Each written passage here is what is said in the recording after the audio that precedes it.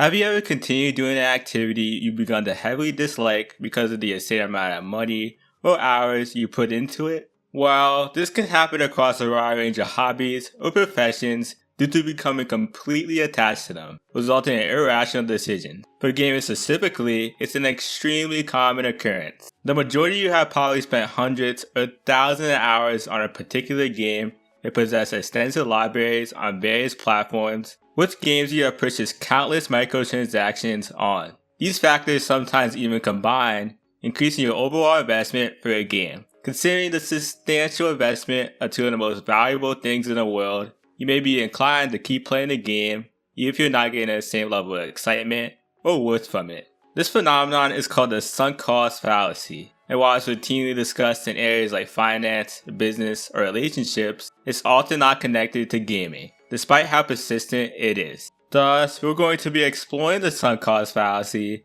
and the effects it has to make us play games we don't find enjoyable. For starters, let's dive deeper into what the sunk cost fallacy is and why it happens, before illustrating the several examples of it in gaming. The definition of the sunk cost fallacy is a phenomenon whereby a person is reluctant to abandon a strategy or course of action because they have invested heavily into it, even when it's clear that abandonment would be more beneficial. In simpler terms, it refers to continuing with something not because it's worthwhile, but instead due to the resources already poured into it. A universal example of the sunk cost fallacy that practically everyone has encountered is watching a movie or video that quickly turns out to be uninteresting. With the abundance of forms of entertainment available today, you're well aware that your time could be better spent on something more captivating. Yet, since you're already halfway through, you convince yourself to finish it regardless of it being relatively boring,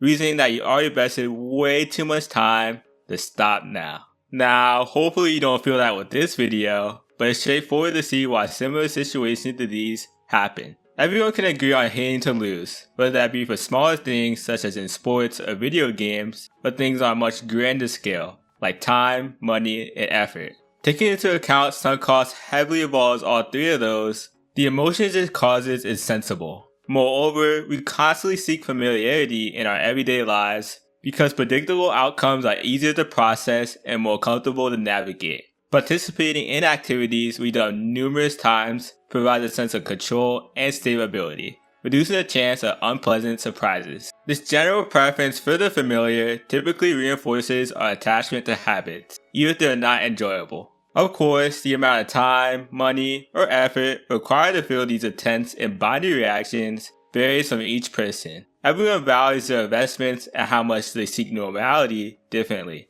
In addition to experience the detriments of being consistent with the activity deriving from personal views. However, no matter the quantity of time or money, the important part is they are now unrecoverable. Consequently, the pressure to stay committed is amplified, occasionally to the point where continuing feels more rational than stepping away. This major change in the decision-making process pertains to why sunk cost is described as a fallacy. That is a massive flaw in a person's argument. In certain cases, it potentially sounds reasonable, but the negative effects of it counteract the justification for additional resources placed into something you never have or no longer receive benefits from. One of the main consequences of the sunk cost fallacy is the continued loss of valuable resources such as time, money, and effort, all which are directly related to the decision to persist with the course of action. This loss becomes especially wasted when the activity no longer provides enjoyment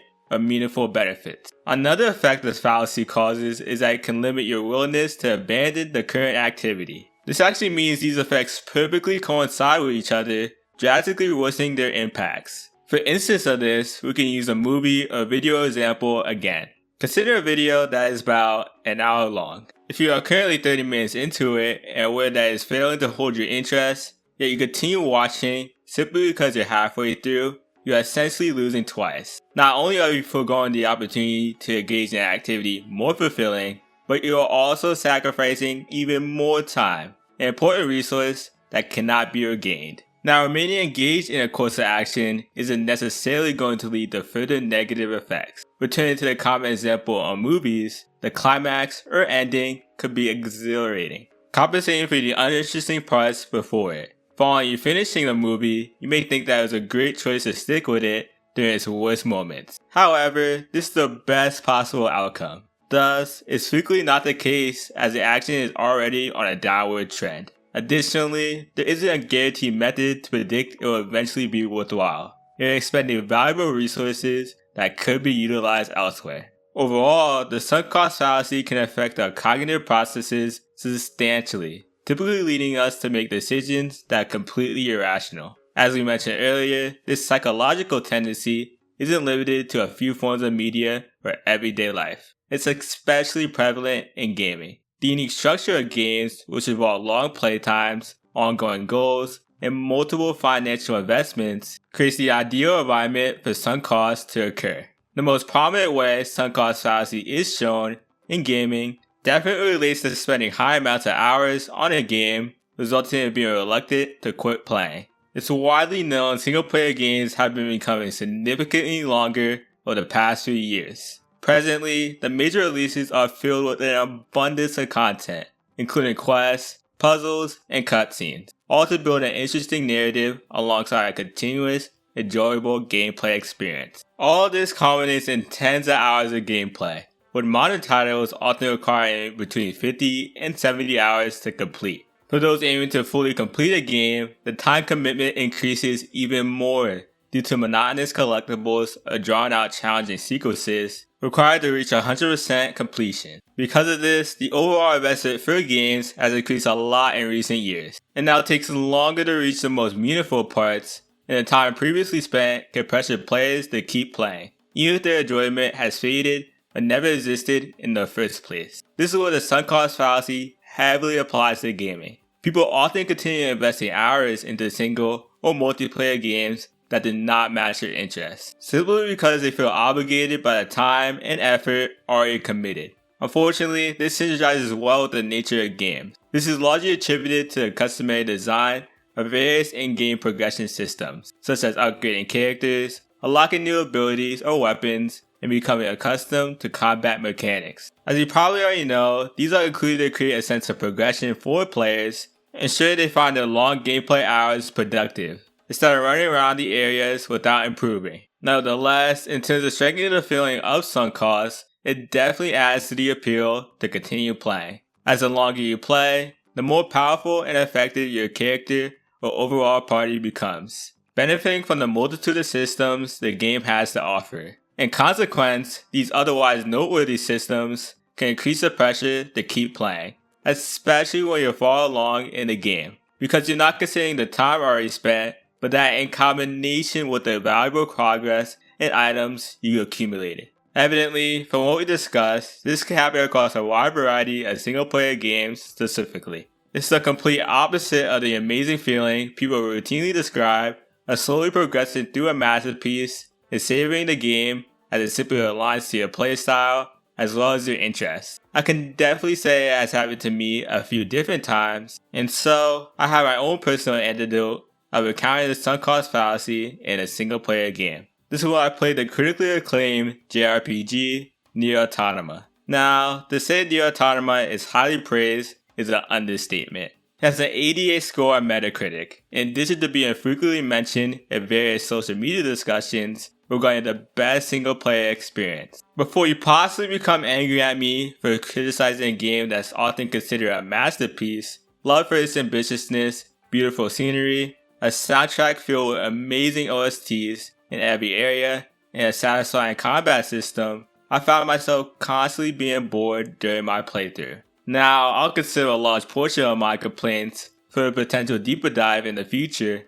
but in general, I found the game's combat system to be monotonous, as you basically button mash the attack button while simultaneously trying to consistently get perfect dodges. These dodges are a necessity, as healing is extremely limited, and the enemies, particularly the several boss battles, deal ridiculous damage with their massive AoE attacks. This is in combination with the weapon variety and abilities being disappointing for a JRPG, which is typically an appealing area for the options they possess. The combat especially worsens in Route B, where you slowly play as the character 9S, and the best method to defeat enemies is spamming his hacking ability. This puts you in an arcade-like minigame where you need to destroy the enemies, while dodging the numerous projectiles they're constantly throwing out, quickly becoming old. For the story, the majority of characters lack depth, as the 5 main routes that construct the game's playtime are short or only have slightly different endings. The first 2 routes are repetitive, including a vast amount of similar content, only from different perspectives, with A using the character 2B's perspective and B using 9S's. Route C is definitely the most enjoyable one, as it somehow becomes even darker with its themes and allows for a player choice towards the climax for a new ending. However, it keeps the game's glaring weaknesses as it remains true to the story the game is attempting to portray. Moreover, the dialogue sequences are short, leading to them failing to develop the characters or establish a semblance of uniqueness. I personally found it very cringe at sometimes as well. There's so much more to discuss about Nier Automata, and there's certainly redeeming parts of it, specifically the emotional moments at the ending of each separate route, that work perfectly on most people that played the game, in tandem with the topics the game illustrates. Although the game does delve into heavy themes not often addressed in gaming, I found that it ultimately didn't resonate with me or provide an enjoyable experience. Now, I found that the game wasn't for me pretty early on,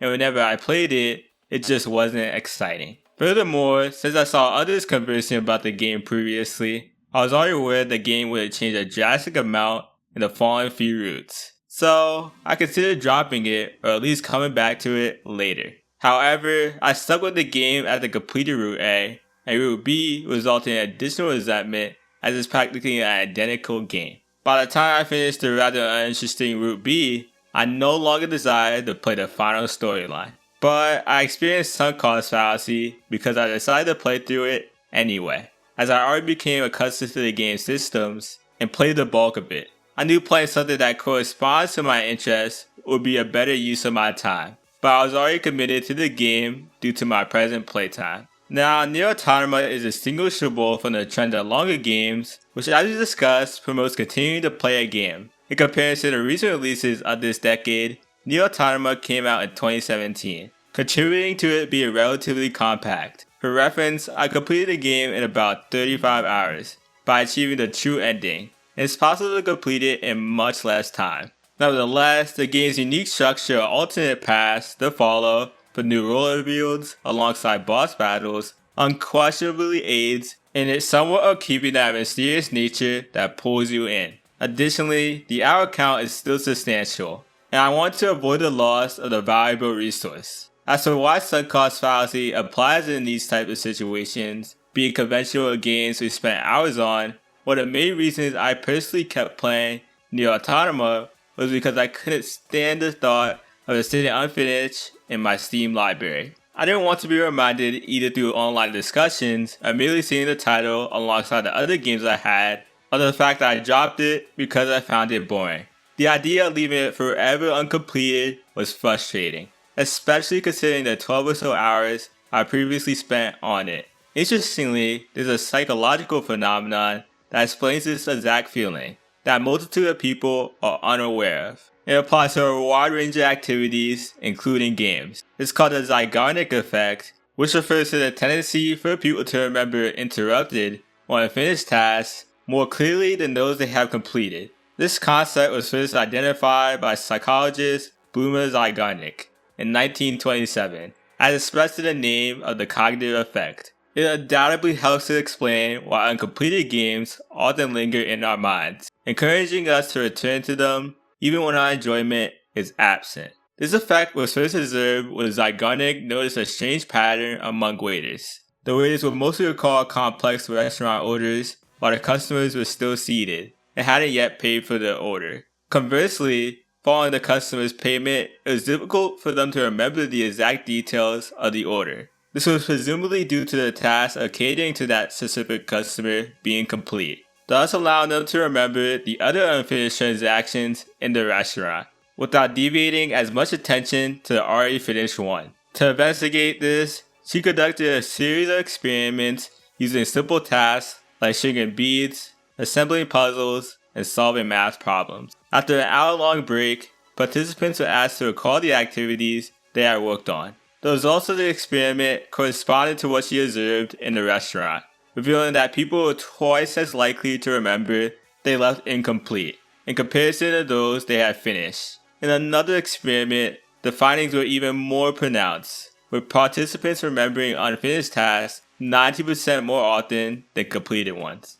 When applied to gaming, this helps explain why an uncompleted game could potentially linger in your mind, especially if you're starting a new single-player experience. That lingering presence can pressure you into returning, increasing the likelihood of investing more time into something you're no longer enjoying, simply because it remains unfinished. Concerning the reason the zygotic effect happens, it's explained by psychologists that our brain generally has a preference for completion, and we experience discomfort for incomplete tasks. This is a function our brains develop to ensure tasks become completed, especially ones of high importance or ones we put immense effort into. Although for gaming in particular, where you attempt to transition to other games and spend your time more meaningfully, the effect can make it nearly impossible to move on, as the constant tension it causes is irritable. Now, this study is noticeably older, but additional studies have been released over the years in support of this effect. Therefore, while the zygotic effect isn't routinely discussed, whenever it's mentioned, people will heavily relate to it,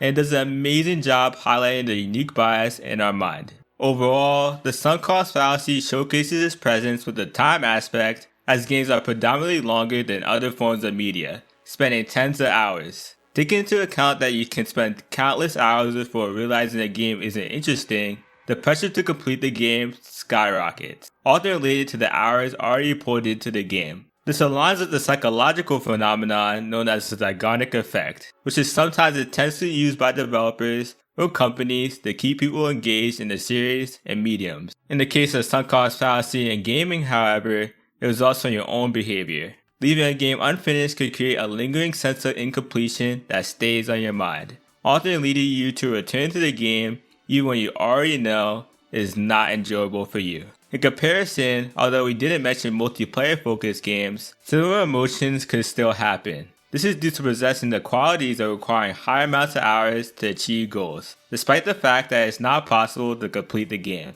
Notably, these games have a greater emphasis on higher playtimes since the mechanics are of high complexities and they frequently release new content. Moreover, the progression is significantly more meaningful, as the time to acquire exceptional gear differs from single-player games, occasionally being the entire goal of the game, particularly in MMOs or looter shooters. Thus, even if it is missing the objective factor of single-player games, other features more than compensate for it, causing you to keep playing and have trouble forgetting the progress you currently made. To put it plainly, time is extremely valuable, and some people become trapped into the games they play. Considering its worth, feeling like you wasted it is typically one of the worst feelings ever, causing your decision making to become irrational and playing said games repeatedly. This is usually an attempt to counteract the initial loss of time by hoping to gain a worthwhile experience, but that outcome is clearly not guaranteed for every sunk cost situation. In many cases, it leads to wasting even more time,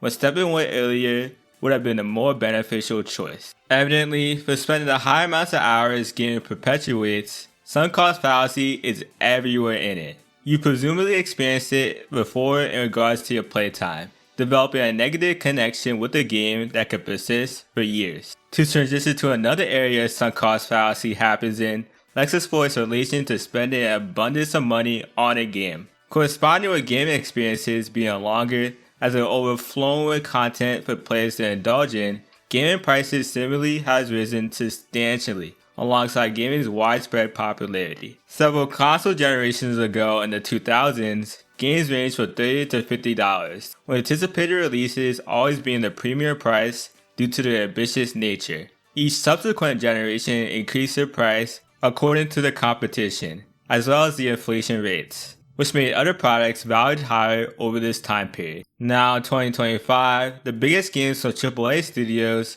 routinely receive $70 price tags from developers. And with the recent launch of the Switch 2, games of comparable quality will soon become $80 to ensure everyone is in accordance with the standard. These constant large price shifts have been met with criticism by people, but they persist as the desire for these games is already high, ensuring the high willingness to pay for consumers. This general increase in price ties directly into the sunk cost fallacy in gaming, as money, alongside time, is often viewed as one of the most valuable resources. Given that the average person has a limited amount to spend and countless other enjoyable ways to use it, the pressure to justify a purchase can become extremely intense, and people want to feel that the dollar spent were worth it in the end. Therefore, for games that you spend money on, the desire to complete the game, in addition to maximizing the gameplay experience, is exceptionally high. Also, these emotions typically rise if the game you purchase is more expensive, as the sunk costs are larger, which causes worse decision making. For example, if you bought a $10 indie game on sale for $5 that you found by being recommended in your platform store, then you're probably not going to heavily experience sunk cost fallacy related to money because the amount is insignificant. If you're not enjoying the game, quitting should theoretically be straightforward. Conversely, if it's a game you spent the premium price of $70, you're further influenced by high expectations the asking price brings, alongside not wanting the exorbitant amount of $70 to be wasted. Thus, you potentially continue playing for hours and hours, hoping the game eventually lives up to pre-purchase expectations. It's sensible these feelings happen and strengthen corresponding to the price of the game, as a higher price reflects that it could have been used for other games or hobbies. And most importantly, you'll feel like you lost a substantial amount compared to very little. Furthermore, the cognitive bias called loss aversion plays a massive role in sunk cost fallacy related to gaming. It's typically used to explain the fallacy. Loss aversion refers to the idea that losses tend to cause significantly more psychological pain than the satisfaction gained from an equivalent gain. As a result, people are motivated to avoid losses rather than to pursue gains, since avoiding a loss feels better than framing something as a missed opportunity. To relate loss aversion back to the sunk cost fallacy, our tendency to perceive losses more intensely than gains reduces the likelihood of abandoning a course of action. This is due to the fact that we already invested a large amount of time or money, so completely giving up on it feels like accepting a substantial loss, especially if the expected value hasn't been met. Since gains are psychologically less impactful than losses, there's an even greater incentive to continue, even when stopping is potentially the more beneficial choice overall to your life. Therefore, the emotional weight of the perceived loss often outweighs the rational benefits of stopping. For example, how this would specifically work in gaming: when purchasing a $70 game, the investment is major, so you particularly don't want to lose on it because of loss aversion. This expensive game could be boring for a variety of reasons, and there's presumably numerous other options you possess in your library. Maybe loading up and enjoying the free online game you've been consistently playing for years will bring you more amusement. It prevents you from playing a game you don't personally find interesting. However, the benefit of playing is effectively reduced from loss aversion, as the bias results in you not wanting to waste $70. Thus, loss aversion is deeply connected with sunk cost fallacy, and the bias can demonstrate the reason why we're just so reluctant to abandon the activity, despite the negatives. Besides desiring to compensate for your purchase, you can initially feel the effects of sunk cost fallacy for games that you spent high amounts of money on for microtransactions. As you probably already know, microtransactions are in-game purchases for virtual goods, such as premium currency, refilling energy, skins, or characters. They have an extremely wide range of prices, sometimes being as small as $1 or as large as $100. There's typically no quantity restrictions on the microtransactions that are available in the store, meaning you could spend an infinite amount of money on the differing consumables or items. Notably, microtransactions are consistently in free-to-play games, being the primary source of revenue because developers cannot gain revenue from sales. Mobile games are specifically known for their microtransactions that are constantly highlighted to you through the predatory mechanics of pop-ups or notifications. However, they're also still plentiful in a majority of live service games to upkeep the game's revenue source. Considering they provide massive in-game advantages while simultaneously making the gameplay smoother through having supplemental resources, most people that are huge fans of the game occasionally buy them. Unlike traditional games that involve a one-time purchase, games with microtransactions encourage repeated spending over time.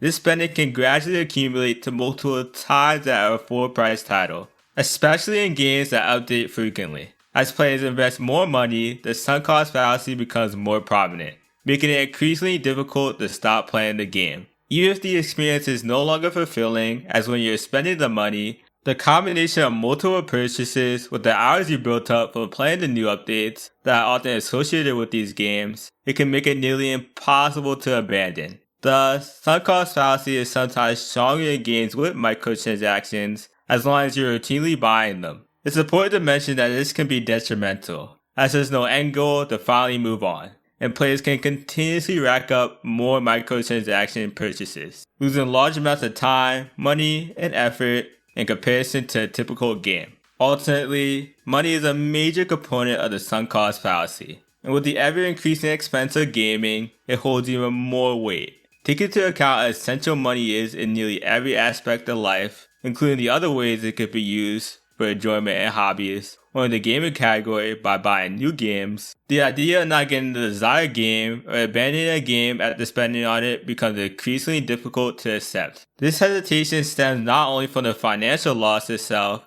but also from the emotional attachment tied to our purchases. When expectations aren't met, continuing to engage with the game may feel like the only way to justify the cost, even if doing so leads to further dissatisfaction. In the end, the more money we put into a game, the more compelled we feel to stick with it. A mindset that can prevent us from moving on to more fulfilling or worthwhile gaming experiences, and matches the way we feel about high amounts of time spent in the game. Now, time and money are the primary parts of sunk costs, and they encompass the majority of situations where the fallacy occurs. Moreover, they coincide with another element of sunk costs that's often pointed out, being effort. As the more time and money spent on a game, the amount of effort similarly increases due to the vast number of resources going into it. However, to more precisely understand the effects of sunk cost fallacy in gaming and how it keeps you playing a wide variety of titles, it's useful to review how it can create long-term loyalty to gaming franchises, even when the enjoyment from newer titles decline.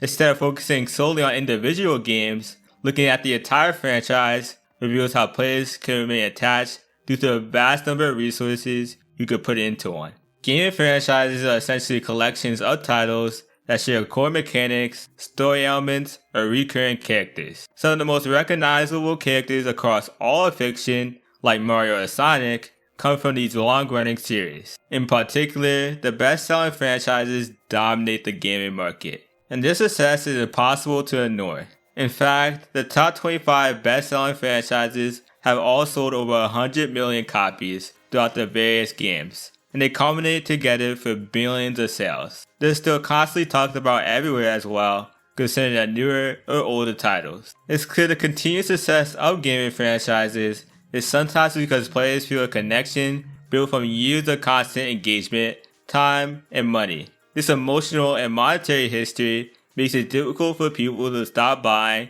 and playing the newest games, even when the newest entries fail to meet expectations from fans. This pattern is especially visible in series where the general consensus is that the games have declined for a variety of reasons, but the popularity or high number of sales don't reflect that sentiment. A perfect example of multiple franchises this happens to is sports-related ones. It's widely known sports games have declined in quality over time and have immensely failed at matching the standard newer games have set. The newer entries of these franchises are criticized for the lack of new features being extremely repetitive by providing minimal innovation. They also still follow outdated trends of frequently releasing games and have the predatory mechanic of loot boxes, which are similar to gambling. For a specific game to look into among these various franchises, let's discuss the basketball simulator NBA 2K. 2K is easily one of the most renowned series, being among the best-selling gaming franchises of all time, with approximately 160 million sales. Now, 2K sales have declined since the time people overwhelmingly considered it to be an enjoyable game. But every year, when the game releases in September, people are still desperate to buy the Legend Edition in addition to premium currency. The majority of people eager to purchase the game and microtransactions are ones that have been consistently playing for years. With the high sunk cost of hundreds or thousands of hours, in combination with the money spent on the game overall, it becomes challenging to stop playing the games. Abandoning the franchise is evidently sensible, since 2K or other sports games practically require you to spend additional money on currency to compete at high levels. Moreover, the games are meant to be grindy to incentivize higher playtimes and more spending. This synthesizes with the fact fans rarely universally enjoy the new 2K games, highlighting their flaws, usually in comparison to older games with a reminiscence of their quality. Nevertheless, the franchise contains 25 main installments, and since it's been normal for them to always buy and play the games, they have accumulated ridiculously high sunk costs. This routine, accompanied with a deep investment into their franchise, makes it seem reasonable not to step away. But it would certainly be beneficial with the current state of the games. Beyond 2K and sports games in general, this phenomenon extends to numerous other franchises. While it's more common in series that have noticeably declined in quality, it can also occur in cases where your personal preferences have simply shifted over time. As a result, you may find yourself continuing to engage with the franchise out of habit or emotional attachment, even when the enjoyment no longer matches your original experience. To dive deeper into why the sunk cost fallacy causes loyalty to franchises, it's important to point out the role of nostalgia. Nostalgia is one of the most powerful emotions we experience, being a major blend of longing for the past and amplifying the moments that made us the happiest. This often leads to a misconstrued memory where we focus primarily on the best parts while overlooking the glaring flaws. In the context of gaming, this means we might forget or minimize the game's shortcomings because it reminds us of a simpler or more enjoyable time in our lives. When combined with the time and money already invested in a franchise, nostalgia certainly strengthens the pull to continue playing the newest games, even if they don't interest you anymore. This synchronization between emotional attachment and heavy investment makes it incredibly difficult to walk away